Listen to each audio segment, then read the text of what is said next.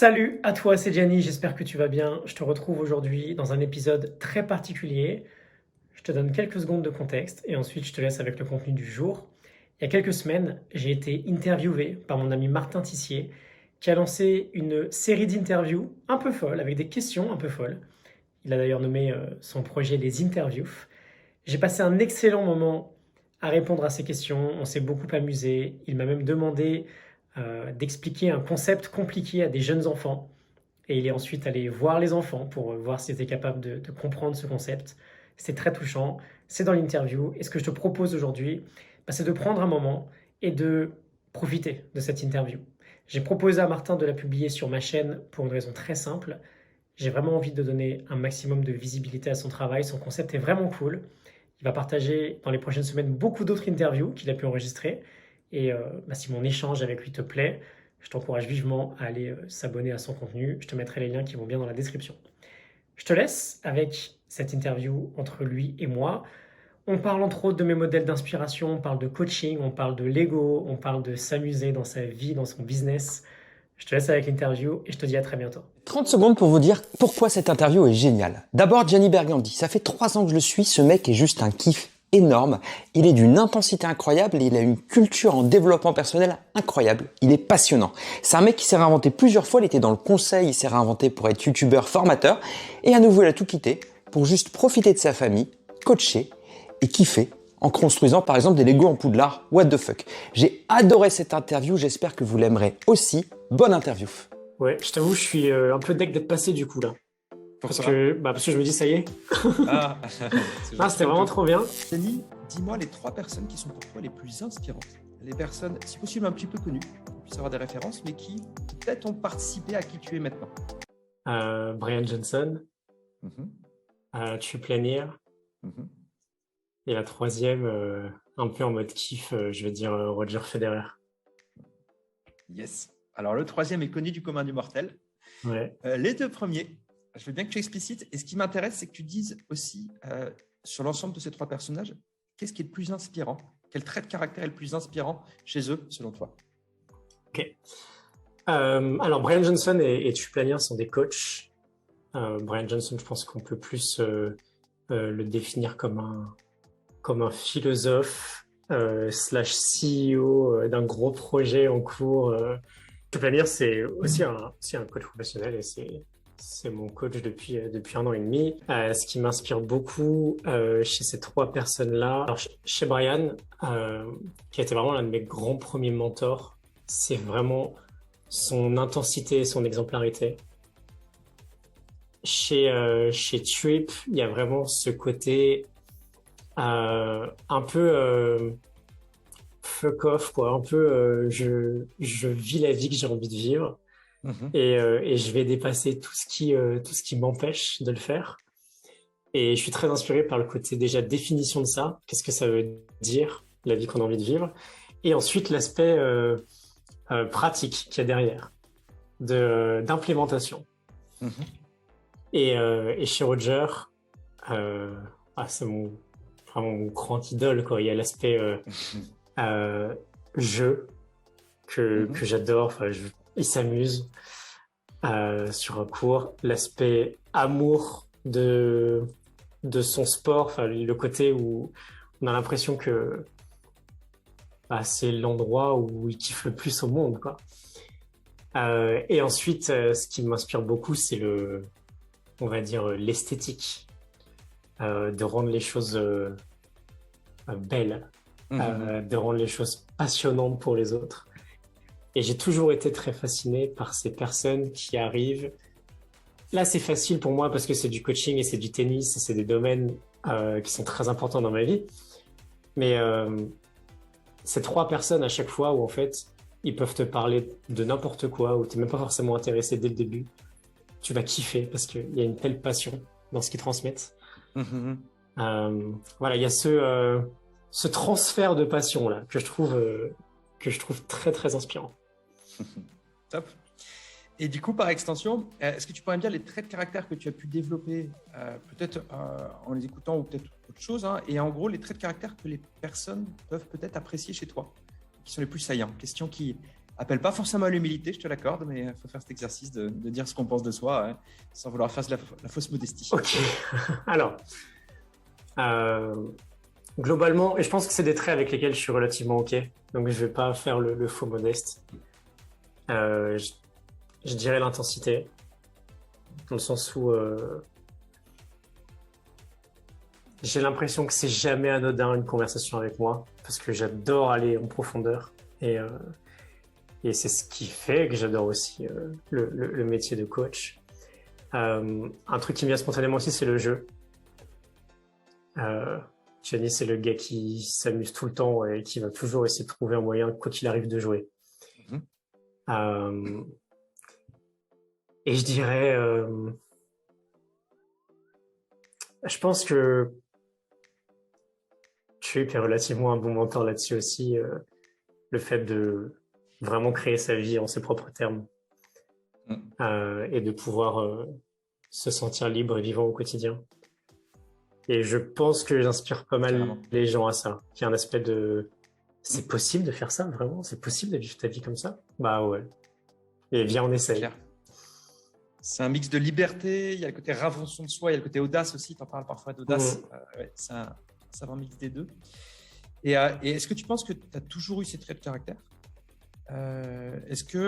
Quelle différence, Guy Bergandi, dans la cour de récré, il était comment? Il avait ces traits de caractère ou au contraire, il y a eu vraiment un avant-après? Et par extension, quelle est la plus grande différence entre toi petit et toi maintenant? Alors, il y a plein de questions là-dedans. Je, je pense que le jeu, je le garde depuis relativement longtemps. Cela dit, c'était pas tout à fait autorisé pour moi. Je parle pas vis-à-vis des autres. Moi, je m'autorisais pas vraiment à être pleinement dans le jeu. Le côté intensité, je pense que ça a beaucoup été le cas dans des domaines où je me sentais très à l'aise. Et la grande différence, c'est qu'il y a très peu de domaines finalement où je me sentais très à l'aise. Mais dans C'était quoi les domaines où tu te sentais à l'aise quand tu étais petit? Typiquement, alors quand j'étais petit, jusqu'à même, je sais pas, mes 25 ans par exemple, je pense que j'étais très intense dans un one-to-one. Et quand quelqu'un avait une conversation avec moi, peu importe le domaine, ou quand on allait faire un sport, ou quand on allait se balader, ou peu importe, il y avait vraiment un côté intensité intéressant. Le truc, c'est que si je reviens en arrière, donc j'étais patineur artistique quand j'étais jeune. Je l'ai plutôt vécu finalement comme une prison que comme un endroit où je pouvais m'exprimer. J'avais sauté des classes, j'étais toujours le plus jeune dans ma classe. J'étais j'étais même très complexé de plein de choses. Et donc en fait, c'était plutôt des environnements difficiles.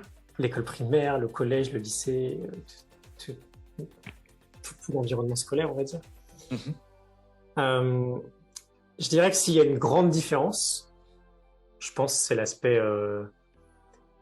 c'est l'aspect confiance. Non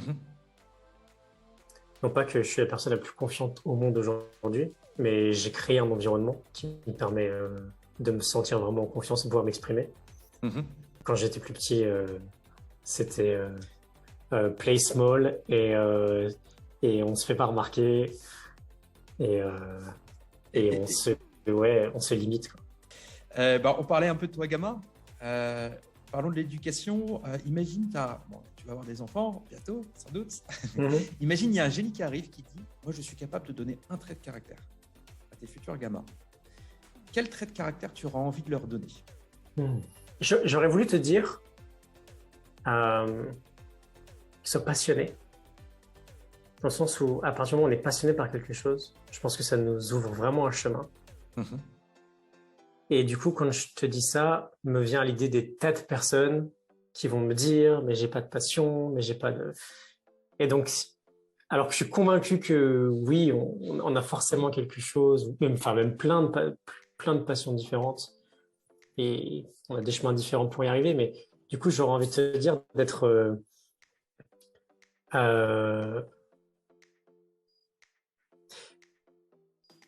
J'ai envie de te dire la présence. Parce que je pense que si on peut être suffisamment présent,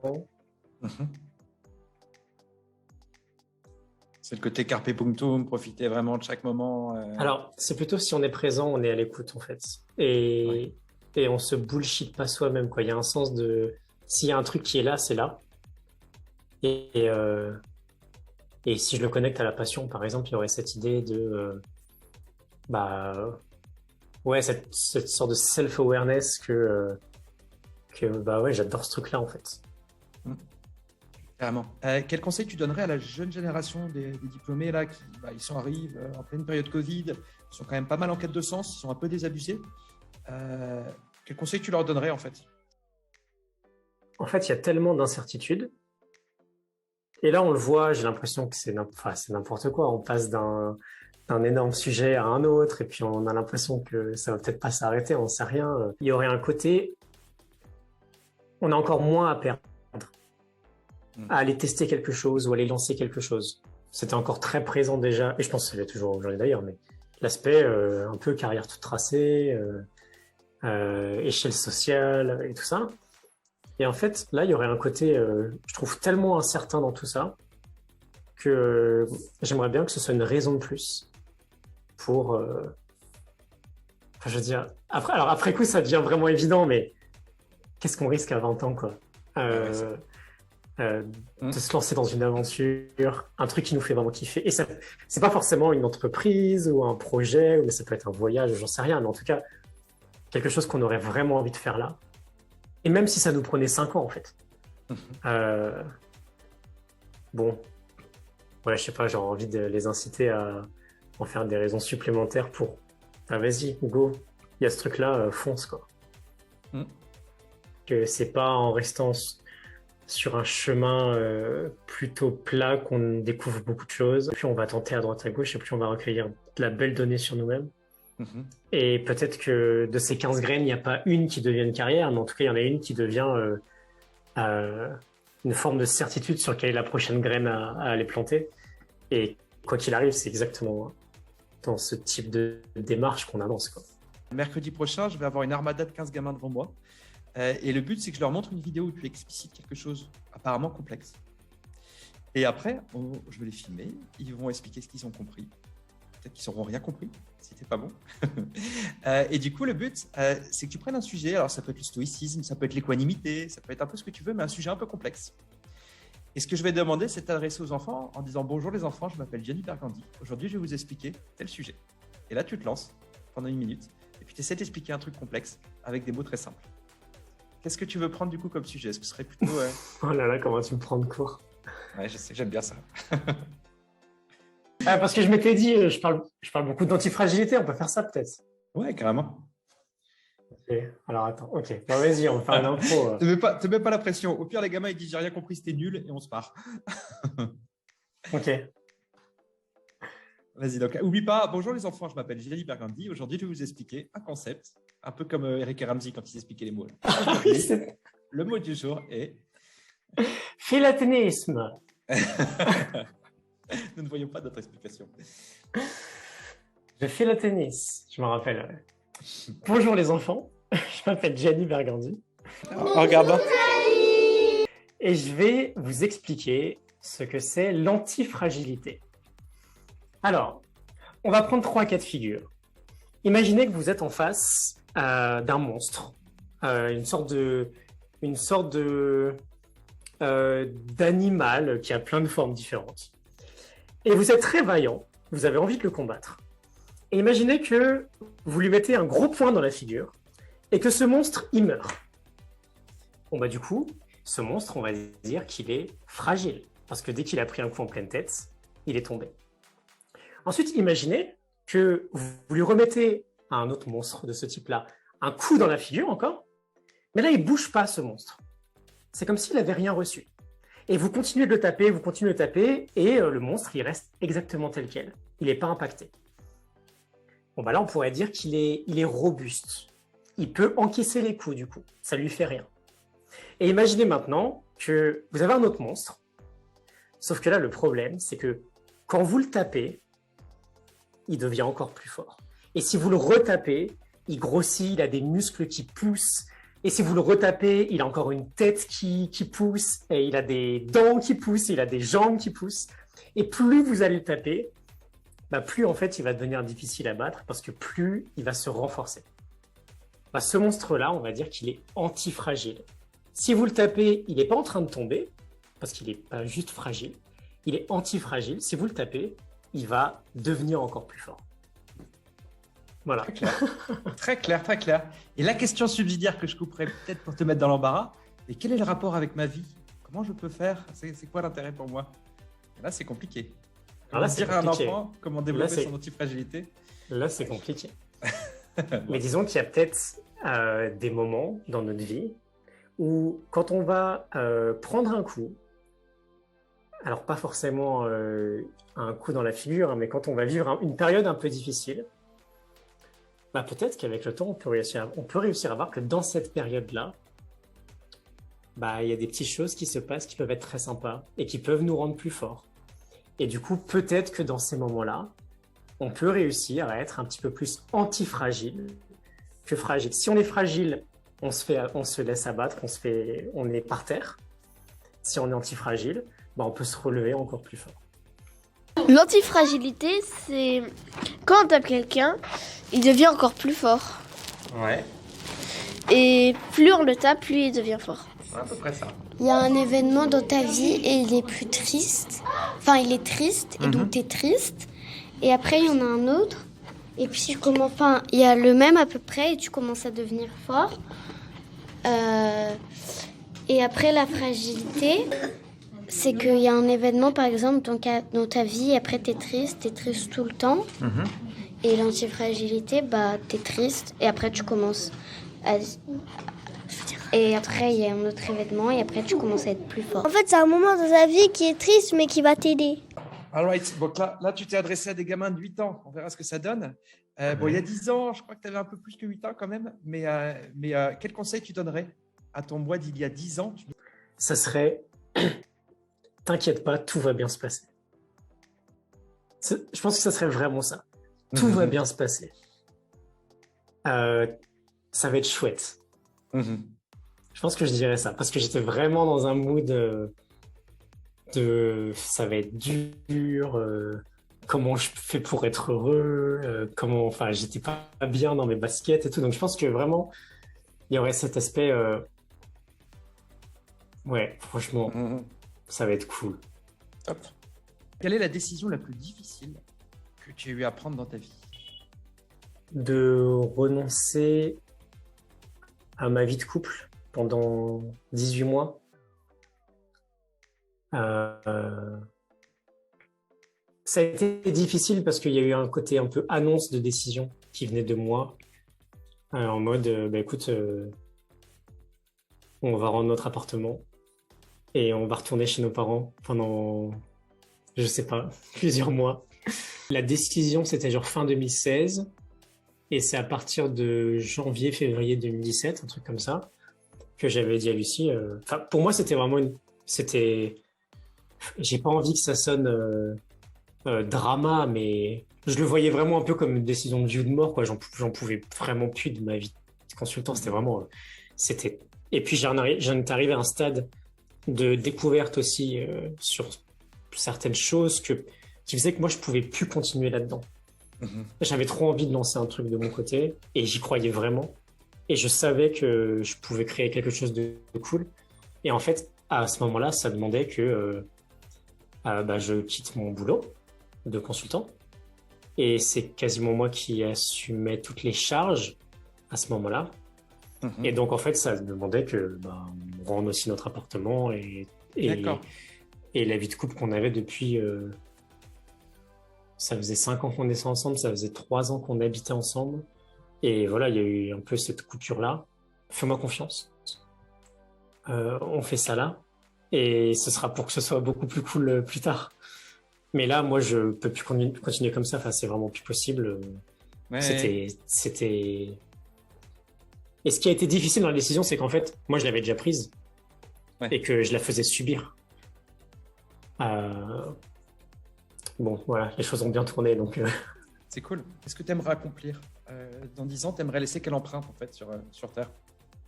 C'est assez marrant, parce que je suis plus du tout dans un mood de projection. Et là, tu me parles de 10 ans, mais je te dirais même 5 ans en fait. Et je te dirais même 3 ans. Je pense que j'ai une idée de cap. Mais en fait, alors ça, c'est plus aussi quelque chose peut-être de rationnel. Si je regarde si je regarde 5 ans en arrière, vraiment, dans aucun scénario, je peux vivre la vie que je vis aujourd'hui. Enfin, ça me paraît irréel. Si je regarde 2 ans en arrière, à l'heure où on enregistre cet épisode, on n'était même pas dans le confinement, il s'était rien passé de tout ça. C'est vrai. Si je regarde 1 an en arrière, je savais même pas que je vivrais là dans un super environnement, que j'aurais ce niveau de liberté dans ma vie. Donc en fait, je te dirais qu'il y a plus une approche carpe punctum, ouais, qui reste pas en mode YOLO. Tu vois, c'est pas en mode vas-y c'est la teuf. Je pense qu'il y a quand même de la conscience dans tout ce qui peut se passer, et il y a quand même un cap. Mais en fait, le cap, il se définit pour moi au fur et à mesure, vraiment en fonction des expériences que je vis. Et typiquement, là, ce dont je suis à peu près sûr, j'ai lancé un mastermind de coach en début d'année, là, une aventure sur toute l'année. Et par exemple, la donnée que je recueille jusqu'ici, et que ce que je vis est tellement fort et que ça me rend tellement vivant, que pour le coup, c'est quelque chose que je vais vouloir prolonger ou développer. Et donc, du coup, ça peut me donner des idées. Mais je préfère vraiment être... je pense que mon cap, je le fixe uniquement aujourd'hui en fonction du feedback que je reçois des expériences que je tente. Comme si c'était vraiment un système de feedback comme le moteur d'une voiture, quoi. Ça oui, ça non. Ça oui, ça non. Ça on garde, ça on jette. Ça on garde, on va plus loin, ça on jette. Et voilà, le cap serait de garder ce que j'ai envie de garder. J'ai un kiff énorme à me dire que j'ai finalement aucune idée de la folie qu'il pourrait y avoir dans mon quotidien dans 1 an. J'ai juste beaucoup de confiance que si je suis ce système de feedback-là, ça sera juste génial. Parce que c'était obligatoire pour moi, avant. Genre, c'était obligé, si tu veux kiffer, si tu veux être heureux, si tu veux, peu importe ensuite ce que tu mets derrière, il te faut une... tu vois, ça fait un peu gourou, tu vois, ce genre d'idées-là, on les entend partout. Parfois même culpabilité. Putain, merde, j'ai pas d'objectif très, très kiffant, ou j'ai pas de truc très chiffré, j'en sais rien, ou j'ai pas de vision. Et d'ailleurs, je rencontre des tonnes de personnes à chaque fois qui sont flippées de ces mots-là. Vision, mission de vie, des machins. Et ouais, aujourd'hui, là, en fait, c'est différent pour tout le monde. Et moi, l'expérience de vie que j'ai me montre que ce que j'avais avant, ça me convenait pas. Ce que j'ai maintenant, ça me convient très bien. Et j'ai envie de continuer ce qui me convient très bien. Pour autant, comment tu définis le succès? Il est profondément orienté expérience de vie aujourd'hui. Sur un niveau micro, il y aurait un aspect, est-ce que j'ai kiffé ma journée? Est-ce que je me suis senti vivant? Est-ce que je me suis senti connecté? De me sentir en paix avec moi-même. Et je suis sur ce chemin-là. Et du coup, c'est tout ce que j'ai envie, je pense. Un plan très macro, je pourrais dire que j'ai atteint le succès que j'ai envie d'atteindre en tout cas, dans le sens où les métriques sont uniquement intérieures aujourd'hui. Et c'est un chemin constant quoi qu'il arrive, mais en tout cas, je me sens sur ce chemin-là. Je n'ai que la dernière partie de l'interview, c'est ce qu'on appelle des rapid fire questions. Je vais te poser plein de questions. Tu peux me faire next. Quel livre a le plus influencé ta vie et pourquoi? This book will make you dangerous, parce que c'est arrivé à un stade de ma vie où ça a complètement remis en cause la définition de la vie que j'avais. Et il y a eu un alignement des planètes extraordinaire à ce moment-là. J'ai l'impression que ce livre m'était adressé. Et ça a été le pilier de mes 18 derniers mois là. Et voilà, j'aurais eu envie aussi peut-être de te répondre Miracle Morning parce que c'est celui qui m'a un peu ouvert les yeux quand j'ai eu 26 ou 27 ans, je sais plus. Maintenant, c'est pas forcément le livre là que j'ai envie de recommander. Il tombe plus dans ma catégorie de bouquins. Par contre, je peux pas nier le fait que ça a été le déclencheur en fait, finalement de tout ça. C'est quoi ta question de l'année? Qu'est-ce qui me ferait le plus me sentir vivant aujourd'hui? Top. Tu es accro à quoi? Écoute, je veux pas faire trop de cheesy, mais je suis vraiment accro au coaching. Ouais. Genre, j'adore mon métier. C'est le fait d'avoir un impact, j'imagine. Ouais, j'adore. Ça fait une connexion très intense, pleine présence, des conversations passionnantes, de la vérité, de la vulnérabilité. Enfin, j'adore ça. Si tu devais faire une conférence TED, quel sujet tu prendrais? Comment passer à côté de sa vie? Une année off et sans attache, en mode vraiment aucune attache. Tu n'as pas de contrainte d'argent, de famille. Qu'est-ce que tu ferais? Alors, je mets un coup d'accélérateur sur mon gros projet de faire un énorme poudlard en Lego. Je pars quelques mois sur le circuit ATP et je pense que tout le reste, je garde. Enfin, je vais vivre des expériences très riches avec des personnes et si je peux y amener un peu ma touche professionnelle, je garde quand même. J'ai pas vraiment l'impression de travailler. Enfin, elle me fait kiffer ta question là parce que je me rends vraiment compte qu'il y a quelques années j'imaginais des trucs et tout, mais là j'imagine rien de fou par rapport à aujourd'hui, quoi. Je rajoute une question subsidiaire. Si tu avais une question à poser à Federer, tu poserais quoi? Je l'ai rencontré 2-3 fois Mhm. et un jour alors ça a été horrible parce que c'était les moments les plus impressionnants de ma vie. Enfin, j'avais l'impression d'être à un date sur mon big crush, tu vois, oh putain, j'ai la langue nouée, je peux plus rien dire. Mais je crois qu'à un moment, je lui avais dit, enfin, c'était juste après un match et il fait un coup incroyable. J'ai dit, tu la sors d'où cette inspiration-là? Et il avait un peu levé les yeux au ciel en mode, bah, je sais rien. Je pense que là, si j'étais vraiment posé avec lui, je lui demanderais comment il fait pour se relever aussi facilement d'échecs qui, par exemple, moi, m'ont brisé le cœur. Ça m'a toujours vraiment inspiré chez lui, ça. Un côté tellement... Non, c'est cool. Quand tu dis les échecs, c'est au niveau sportif ou Ouais. sur d'autres sphères? Ouais. Ouais, non, genre des matchs qu'il a perdus. Et on a vraiment ce sentiment, et je le crois profondément, hein, que pour lui, c'est cool, quoi. Ouais. Ça le déçoit et tout, tu vois, mais... Enfin, moi, je me souviens, quand j'avais 20 ans, je pleurais toute la nuit, des fois, après une défaite horrible.